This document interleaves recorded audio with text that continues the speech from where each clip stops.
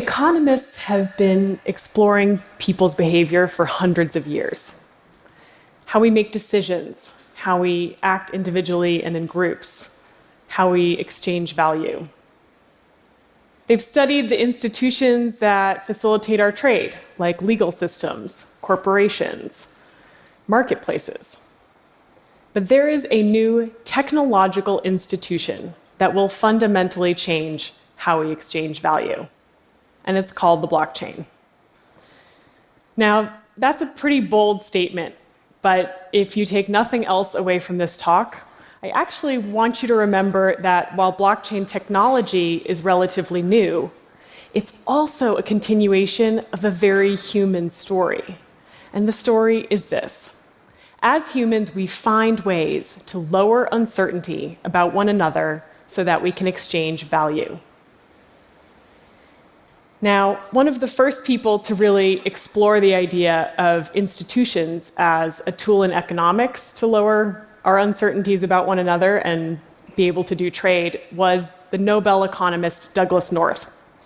He passed away at the end of 2015, but North pioneered what's called new institutional economics. And what he meant by institutions were really just formal rules, like a constitution, and informal constraints, like bribery. These institutions are really the grease that allow our economic wheels to function. And we can see this play out over the course of human history. If we think back to when we were hunter-gatherer economies, we really just traded within our village structure.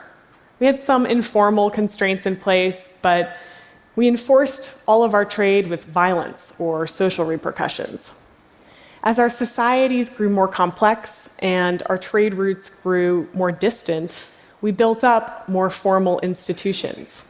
Institutions like banks for currency, governments, corporations. These institutions helped us manage our trade as the uncertainty and the complexity grew, and our personal control was much lower. Eventually, with the internet, we put these same institutions online. We built platform marketplaces like Amazon, eBay, Alibaba. Just faster institutions that act as middlemen to facilitate human economic activity. As Douglas North saw it, institutions are a tool to lower uncertainty so that we can connect and exchange all kinds of value in society. And I believe we are now entering a further and radical evolution of how we interact and trade. Because for the first time, we can lower uncertainty not just with political and economic institutions, like our banks, our corporations, our governments, but we can do it with technology alone. So what is the blockchain? Blockchain technology is a decentralized database that stores a registry of assets and transactions across a peer-to-peer network. It's basically a public registry of who owns what and who transacts what. The transactions are secured through cryptography, and over time, that transaction history gets locked in blocks of data that are then cryptographically linked together and secured. This creates an immutable, unforgeable record of all of the transactions across this network. This record is replicated on every computer that uses the network. It's not an app. It's not a company. I think it's closest in description to something like Wikipedia. We can see everything on Wikipedia. It's a composite view that's constantly changing and being updated. We can also track those changes over time on Wikipedia, and we can create our own wikis, because at their core, they're just a data infrastructure. On Wikipedia, it's an open platform that stores words and images and the changes to that data over time. On the blockchain, you can think of it as an open infrastructure that stores many kinds of assets. It stores the history of custodianship, ownership, and location for assets like the digital currency Bitcoin, other digital assets like a title of ownership of IP, It could be a certificate, a contract, real-world objects, even personal identifiable information. There are, of course, other technical details to the blockchain, but at its core, that's how it works. It's this public registry that stores transactions in a network and is replicated so that it's very secure and hard to tamper with. Which brings me to my point of how blockchains lower uncertainty and how they therefore promise to transform our economic systems in radical ways. So uncertainty is kind of a big term in economics, but I want to go through 3 forms of it that we face in almost all of our everyday transactions, where blockchains can play a role. We face uncertainties like not knowing who we're dealing with, not having visibility into a transaction, and not having recourse if things go wrong. So let's take the first example, not knowing who we're dealing with. Say I want to buy a used smartphone on eBay. The first thing I'm going to do is look up who I'm buying from. Are they a power user? Do they have great reviews and ratings? Or do they have no profile at all?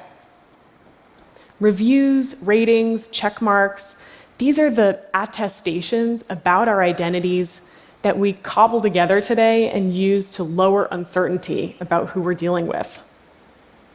But the problem is they're very fragmented. Think about how many profiles you have. Blockchains allow for us to create an open global platform on which to store any attestation about any individual from any source. This allows us to create a user-controlled, portable identity. More than a profile, it means you can selectively reveal the different attributes about you that help facilitate trade or interaction.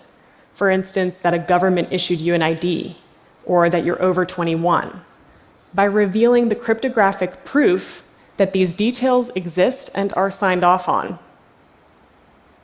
Having this kind of portable identity around the physical world and the digital world means we can do all kinds of human trade in a totally new way. So I've talked about how blockchains could lower uncertainty in who we're dealing with. The second uncertainty that we often face is just not having transparency into our interactions. Say you're going to send me that smartphone by mail.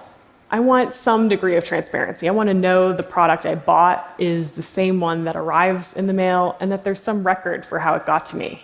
This is true not just for electronics like smartphones, but for many kinds of goods and data, things like medicine, luxury goods, any kind of data or product that we don't want tampered with. The problem in many companies, especially those that produce something complicated like a smartphone, is they're managing all of these different vendors across a horizontal supply chain. All of these people that go into making a product, they don't have the same database, they don't use the same infrastructure. And so it becomes really hard to see transparently a product evolve over time. Using the blockchain, we can create a shared reality across non-trusting entities. By this, I mean all of these nodes in the network do not need to know each other or trust each other because they each have the ability to monitor and validate the chain for themselves. Think back to Wikipedia. It's a shared database. And even though it has multiple readers and multiple writers at the same time, it has one single truth. So we can create that using blockchains. We can create a decentralized database that has the same efficiency of a monopoly without actually creating that central authority. So all of these vendors, all sorts of companies, can interact using the same database without trusting one another. It means for consumers, we can have a lot more transparency. As a real-world object travels along, we can see its digital certificate or token move on the blockchain, adding value as it goes. This is a whole new world in terms of our visibility. So I've talked about how blockchains can lower our uncertainties about identity and how they change what we mean about transparency in long distances and complex trades, like in a supply chain. The last uncertainty that we often face is one of the most open-ended, and it's reneging. What if you don't send me the smartphone? Can I get my money back? Blockchains allow us to write code, binding contracts between individuals, and then guarantee that those contracts will bear out without a third-party enforcer. So if we look at the smartphone example, you could think about escrow. You are financing that phone, but you don't need to release the funds until you can verify that all the conditions have been met. You got the phone. I think this is one of the most exciting ways that blockchains lower our uncertainties, because it means to some degree we can collapse institutions and their enforcement. It means a lot of human economic activity can get collateralized and automated, and push a lot of human intervention to the edges, the places where information moves from the real world to the blockchain. I think what would probably floor Douglas North about this use of technology is the fact that the very thing that makes it work, the very thing that keeps the blockchain secure and verified, is our mutual distrust. So rather than all of our uncertainties slowing us down and requiring institutions like banks, our governments, our corporations, we can actually harness all of that collective uncertainty and use it to collaborate and exchange more and faster and more open. Now, I don't want you to get the impression that the blockchain is the solution to everything. Even though the media has said that it's going to end world poverty, it's also going to solve the counterfeit drug problem and potentially save the rainforest. The truth is, this technology is in its infancy, and we're going to need to see a lot of experiments take place and probably fail before we truly understand all of the use cases for our economy. But there are tons of people working on this, from financial institutions to technology companies, startups, and universities. And one of the reasons is that it's not just an economic evolution. It's also an innovation in computer science. Blockchains give us the technological capability of creating a record of human exchange of currency, of all kinds of digital and physical assets, even of our own personal attributes in a totally new way. So in some ways, they become a technological institution that has a lot of the benefits of the traditional institutions we're used to using in society. But it does this in a decentralized way. It does this by converting a lot of our uncertainties into certainties. So I think we need to start preparing ourselves, because we're about to face a world where distributed autonomous institutions have quite a significant role. Thank you.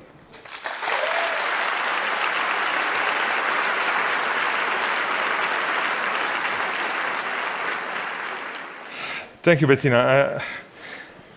I think we understood that it's coming, it offers a lot of potential, and it's complex. What is your estimate for the rate of adoption? I think that's a really good question. My lab is pretty much focused on going the enterprise and government route first, because in reality, blockchain is a complex technology. How many of you actually understand how the internet works? But you use it every day. So I think we're sort of facing the same John Scully idea of technology should either be invisible or beautiful. And blockchain is kind of neither of those things right now.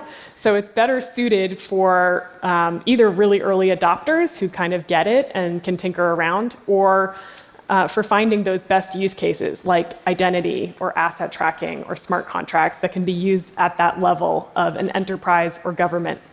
Thank you. Thanks for coming to TED. Thanks.